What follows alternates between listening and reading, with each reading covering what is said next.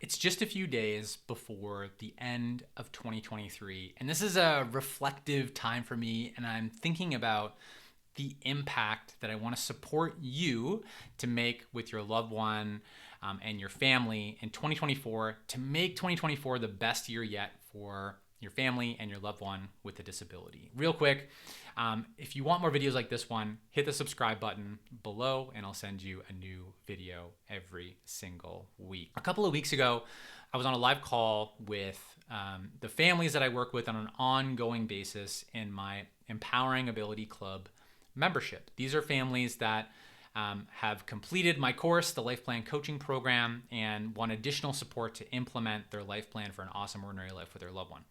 Some of these families I've been working with for 4 years up till 6 months. So, over a longer period of time. And we're in this live Zoom call, and we're doing some coaching, and we were talking about, as families, how are we continuing to make progress? How are we continuing to support our loved one to live into their own awesome ordinary life, to build their independence? And what's working to do that month over month over month, right? And so I want to share 3 keys that came up in that conversation with you that these families are consistently using to continue to make strides forward with their loved ones. So I'm going to share them with you. Okay, so these are 3 keys that you can use to continually make progress in 2024. So the first one is persistence. Now, I think when we have a family member with a developmental disability, persistence is something, a trait that you have developed, right? It's never giving up. And is never giving up on your loved one. But along with that persistence, it's really key to have an intentional strategy, right? I think often we're using that persistence and just kind of trudging and pushing forward, but I want you to use persistence with intention, okay? And having a strategy to support your loved one to grow their independence. So if what you've been trying up until now you feel has got you to a certain point, but it's not working to kind of get you to the next step, I want you to just pause and reflect on that. Realize, okay, we've got to where we're at, but maybe we need to learn something. Maybe we need some coaching. Maybe we need some support, whatever it is, to help you get to that next level, to use that persistence with intention to keep moving forward. It could be starting to listen to a podcast that's going to give you new ideas. It could be a course that you can commit to taking to support your loved one to grow their independence and get you to that next step so that your loved one can continue to grow, but also maybe can give both of you some more freedom as well. And a little bit less caregiving for you potentially, and a better life for both you and your loved one. So persistence, the first key. Persistence with intention. The second key is patience. Things are not going to happen overnight. Things are not going to change overnight. They're probably not going to change in a week. Now, you can make small changes in a week, but I think, when I'm talking about this goal of helping your loved one get to be more independent, that can mean a whole bunch of things, right? And for many people, it means, okay, my loved one's living independently, right? Maybe they have a home of their own, or they're in their own apartment with a supportive roommate or something like that. That's not going to happen overnight. So we need to recognize that it's going to take work to get there, and we've got to put in the effort. And you're probably hearing me say effort, and you're like, Eric, I'm putting all the effort in that I possibly can right now. I don't have any more effort to give. And I'm going to bring you back to the word intention. So if you are intentional with that effort, maybe shifting your energy a little bit, not to say that you need to put in more energy, but taking that energy that you're already using and applying it in a little bit different way with intention, right? You can make more progress, right? So circling back to our word here, patience. So we need to be patient, right? We need to set those goals, but we need to be patient with realizing that it's going to take time to get there. The other key with patience is that we need to go at our loved one's pace and not ours, right? So your pace and your loved one's pace are going to be totally different.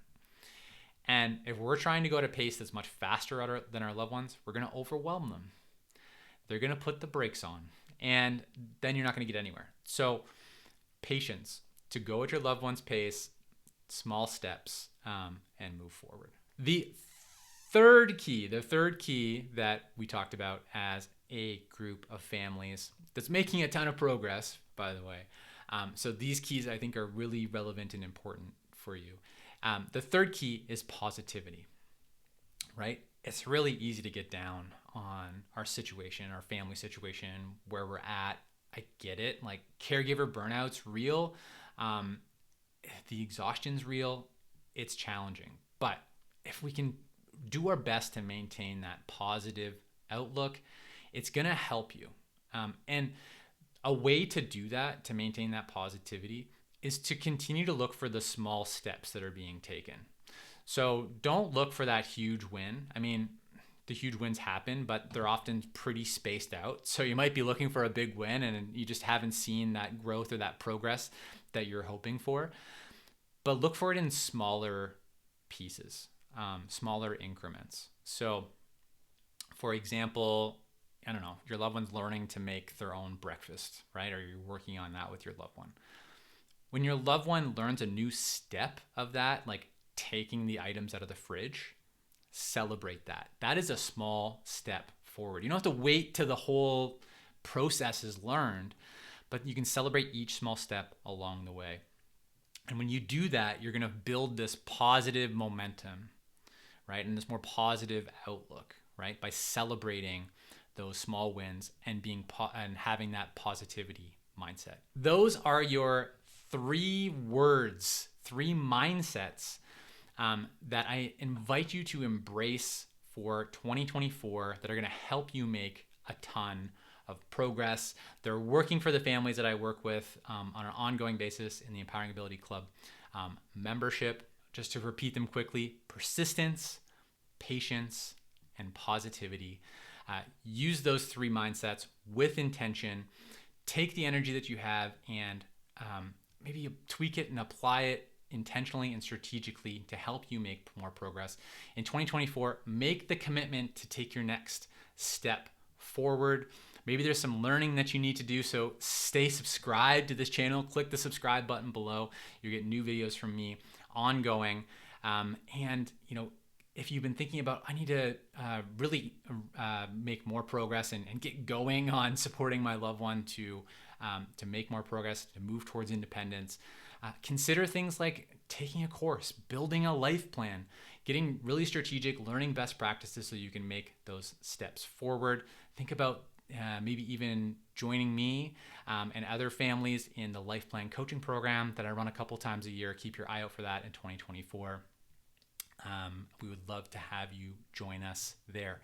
Families are making a ton of progress in that course. Additionally, I've created a brand new guide. And so if you're looking for more strategies to make 2024 your best year yet, I invite you to click the link below and get my brand new Life Planning 101 guide that's new for 2024. And it's going to kick your year off and help you get headed in the right direction. So click the link below to download your free copy. I'm Eric Goll. Together, let's take a small step forward.